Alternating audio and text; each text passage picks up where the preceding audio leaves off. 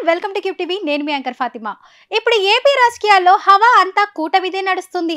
ఏపీలో ప్రభుత్వం ఏర్పడి నెల రోజులు కావస్తున్నా సరే ఇంకా వైసీపీ సైలెంట్ గానే ఉండటం అందరికీ ఆశ్చర్యంగా అనిపిస్తుంది. కానీ వాస్తవంగా వైసీపీకి ఏ అంశం మీద పోరాటం ఎత్తుకోవాలనేది అర్థం కావట్లేదు. ఇలాంటి సమయంలోనే ఇప్పుడు ఆ పార్టీకి బ్రహ్మాస్త్రం దొరికింది. అదేంటంటే ఏపీకి ప్రత్యేక హోదా.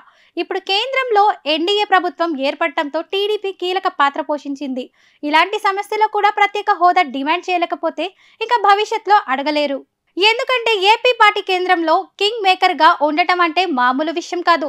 కాబట్టి ఏపీకి ఇంతకన్నా మంచి సమయం రాదు. కానీ ఇలాంటి సమయంలో కూడా చంద్రబాబు బీజేపీని గట్టిగా ఏది అడగలేకపోతున్నారు. అటు ఎన్డీఏకు సపోర్ట్ చేసిన పార్టీలు కూడా మొన్నటి వరకు సైలెంట్ గా ఉండడంతో పోనీలే అని అంతా అనుకున్నారు.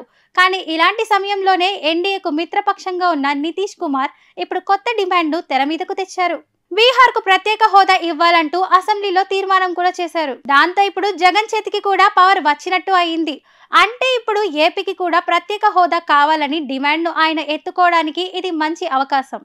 ఎందుకంటే టీడీపీ కూడా మిత్రపక్షంగా ఉండి కూడా నితీష్ లాగా డిమాండ్ చేయలేకపోతున్నారంటూ విమర్శించడానికి, దానిపై పెద్ద ఎత్తున ప్రజల్లో ప్రచారం చేయడానికి ఇదే మంచి సమయం. కాబట్టి ఇప్పుడు ఈ అంశంతోనే ప్రజల్లోకి వెళ్తే వైసీపీ గురించి మళ్ళీ ప్రజలు ఆలోచించే అవకాశాలు ఉంటాయి. ఏపీకి ప్రత్యేక హోదా అనేది ఎంత అవసరమో అందరికీ తెలిసిందే. కాబట్టి ఇలాంటి సమయంలో గట్టిగా పోరాడితే ఆ క్రెడిట్ మొత్తం జగన్ ఖాతాలో పడే అవకాశం ఉంటుంది. ఎలాగో చంద్రబాబు కూడా ఇప్పుడు తన మీద ఉన్న కేసుల దృష్ట్యా ఆయన ఏది గట్టిగా అడిగే పరిస్థితి లేదు. కాబట్టి ఇప్పుడు జగన్ ఎంత గట్టిగా తన వాయిస్ వినిపిస్తే అది ఆయనకు అంత బెటర్. జగన్ విమర్శలు చేసిన గట్టిగా నిలదీసి అడిగిన టీడీపీ కిమ్మనే పరిస్థితి అయితే లేదు.